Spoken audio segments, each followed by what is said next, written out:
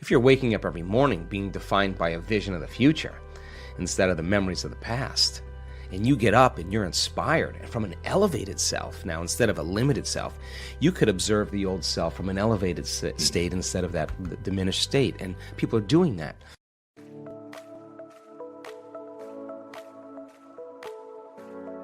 Welcome to Good Vibes. We are dedicated to raise your vibration to make you inspired and make your day. Before we start, hit the subscribe button and the bell button next to it. Enjoy the video. So they are aware of those thoughts. And yes, it takes effort. And if it was easy, everybody would be doing it. But just because you have a thought doesn't necessarily mean it's true. And when you start looking and observing those thoughts, I think you are like Gandalf. Because Gandalf also said, you may not pass. When he meant like that kind of severity when it comes to how we make up our mind about things. That's the kind of energy or intention that begins to create the biggest volume of change in our life. And I've interviewed thousands of people in our work that have healed from really serious health conditions. And I would say about 90% of them, when I ask them, so what happened? The first thing they say all the time is, I just made up my mind. I just made up my mind I was going to do this. And they made a decision with such firm intention that the amplitude of that decision carried a level of energy that was greater than the hardwired programs in their brain and the emotional conditioning in their body. And the choice that they made caused their body to respond to a new mind. In fact, the choice they made became a moment that they would never forget. It was an event. And the stronger the emotion they felt, the more they paid attention to the choice. And in a sense, they were remembering their future. And the body emotionally was getting a sampling, a taste of the future. And they're aligned to that future. And that's when the body's healing began. That's when the miracle started, right in that moment. That's how powerful we really are. Now, what if you did that every day? What if you made up your mind every single day you weren't going to get up from your meditation until you were that person you wanted to be? Game on now. Because you'd have to do battle with all the things that are not consistent with it. And that's exactly how our brain works. So then, if you want to be wealthy, you can't feel lack. You want to be a master, you can't judge your coworker. You want to be like somebody great in history, then you better execute peace in every area of your life. That's the law. So you take the prayer out on the road now. You take the prayer, and you're the living example of the prayer. That's where it matters the most. And that's when people start getting suspicious and say, Sean, man, you change your medication? I mean, you're looking way too happy all of a sudden. Well, you're not relying on anything outside of you to bring you joy. You're overcoming yourself every day. And people say to me, well, why do you do your meditations in the morning? I always say, easy. Because if I can overcome myself at the beginning of the day, the rest of the day is easy. Right. Because that's the biggest mastery, right? Absolutely. Is the self. And so people are waking up to that, and they enjoy the process of seeing when they make those type of changes, the feedback that's happening in their lives. The synchronicities, the opportunities, the coincidences, those serendipities that are starting to happen, and they're going, wow, I am powerful. Hey, I am a creator. And nobody's excluded from the equation. That's what makes it so cool. So people that are really sick, really, really sick, that are healing, they'll tell you that when they go to the doctor and the doctor said, where's the stage 4 cancer? They'll tell the doctor it's in the old person. I'm somebody else. Well, how'd you do it? Well, I downregulated the genes for disease by overcoming these emotions and these behaviors and thoughts, and I upregulated the genes for health.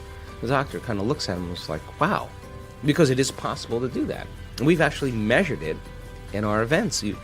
We know that in 4 days you can really change your gene expression. Genes that help restore balance, for cancer cells and tumors. Genes that activate stem cells to repair the cells that are damaged. Genes for neurogenesis, the growth of new neurons in your brain.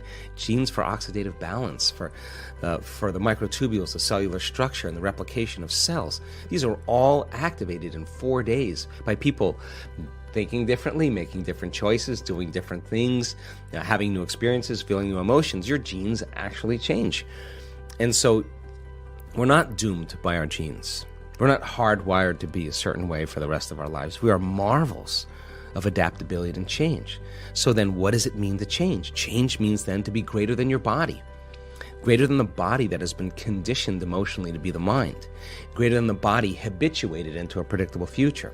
To be greater than the environment. To be greater than the conditions in your life. And if you're not being defined by a vision of the future and you wake up every morning, it makes total sense then when you see the same people and you go to the same places and you do the exact same thing at the exact same time.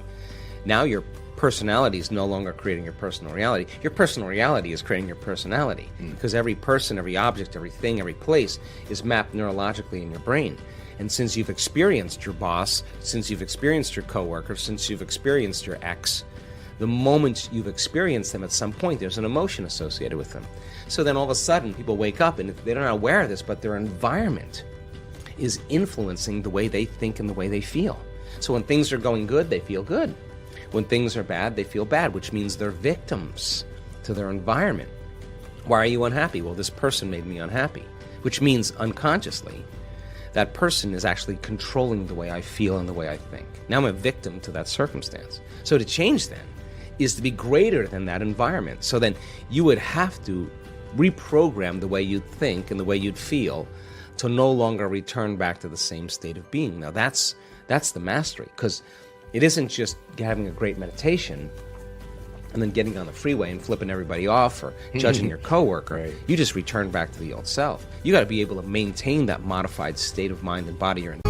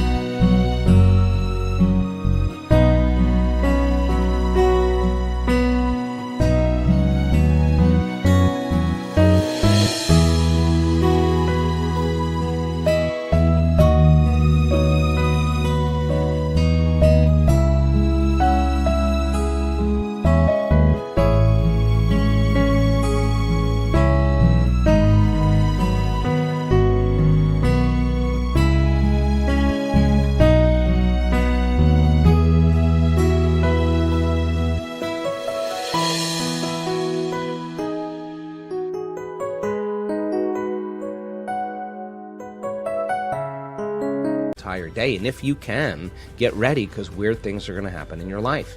So the person who's starting to try it out in a curious way, like, let's just do the experiment, let's just see if I change my energy, I change the way I think I feel, is there going to be some effect in my life? When they start seeing that, they're no longer like, oh, I got to go create my my life today. They're actually excited to do it because they don't want the magic to end. They want to keep it going. Now, that's when it gets kind of cool, because this is when you start believing in yourself. And when you believe in yourself, you believe in possibilities, right? When you believe in possibilities, you got to believe in yourself.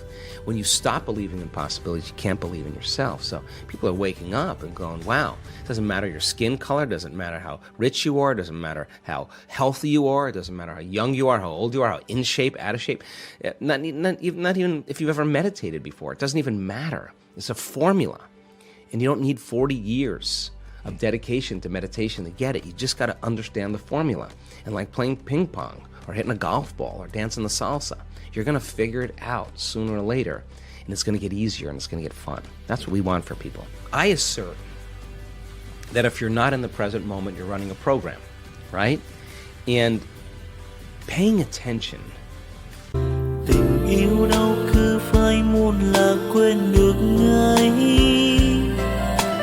Còn thương em nên anh đau lòng lắm đây. Dù ra sao anh cũng chẳng thể đổi thay.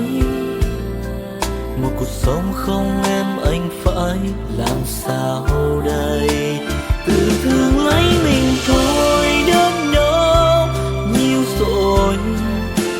Tự mình vỗ về thôi khi không ai cạnh bên.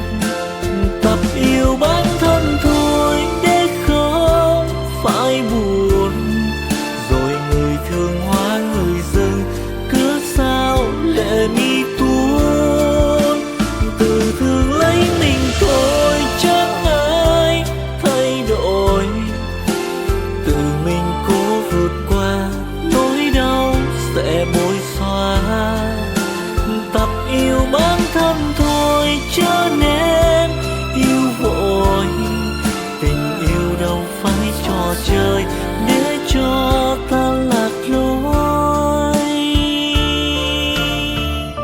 being present.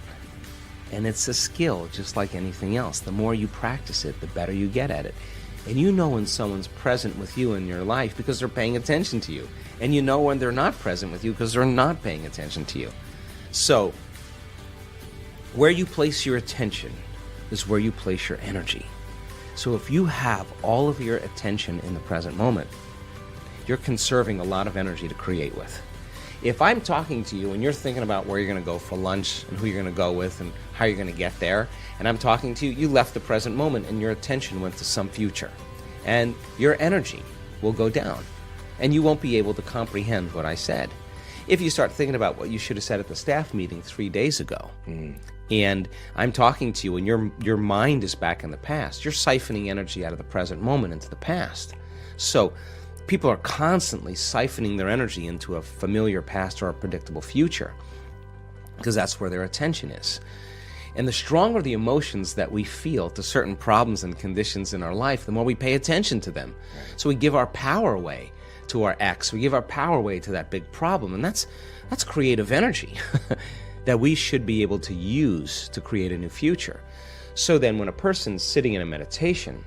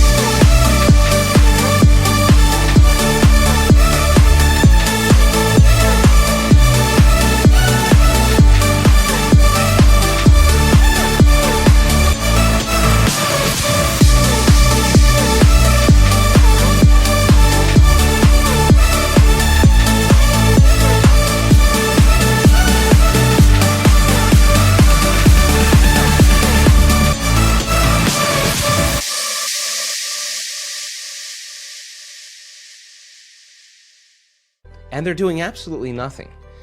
And it's 8 o'clock in the morning, and their body for the last 10 years has been going in traffic and getting angry and frustrated in traffic, and now they're sitting in a meditation at 8 o'clock in the morning, the body's going to say, hey, you're off schedule.